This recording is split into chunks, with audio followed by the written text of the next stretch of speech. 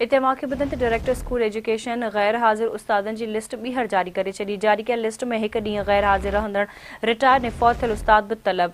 List में उहे उस्ताद बि शामिल आहिनि जेके 4 सालनि में फ़क़ति हिकु ॾींहुं गैर हाज़िर रहिया। लिस्ट में 6 साल अॻु फौत थी वियल मरहूम मोहम्मद उस्मान खत्री जो नालो बि शामिल आहे। अहम ख़बर अवां सां शेयर करे रहिया आहियूं। डायरेक्टर स्कूल एजुकेशन गैर हाज़िर उस्तादनि जी लिस्ट ॿीहर जारी करे छॾी। जारी कयल लिस्ट में हिकु ॾींहुं गैर हाज़िर रहंदड़ रिटायर ऐं फौत थियल उस्ताद बि तलब कया विया। लिस्ट में उहे उस्ताद बि शामिल कया विया आहिनि जेके 4 साल में फ़क़ति हिकु ॾींहुं गैर हाज़िर रहिया।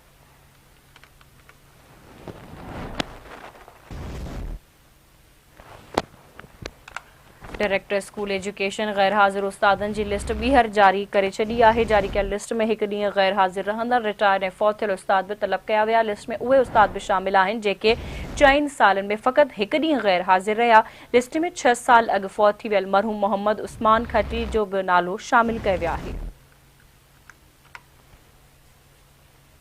डायरेक्टर स्कूल एजुकेशन गैर हाज़िर उस्तादनि जी लिस्ट ॿीहर जारी करे छॾी आहे। जारी कयल लिस्ट में हिकु ॾींहुं गैर हाज़िर रहंदड़ रिटायर ऐं फौत थियल उस्ताद बि तलब कया विया आहिनि। अहम ख़बर आहे लिस्ट में उहे उस्ताद बि शामिल आहिनि जेके 4 सालनि में फ़क़ति हिकु ॾींहुं गैर हाज़िर रहिया आहिनि।